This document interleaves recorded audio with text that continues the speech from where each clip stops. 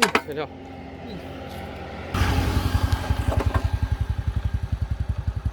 Đây, các lỗ đã được khoan rất là tròn, to và nhanh các bác nhá.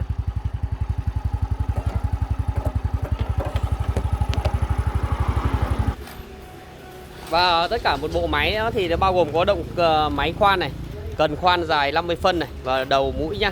Thì đây đầu mũi đây. Và đây là trong này túi phụ tùng này.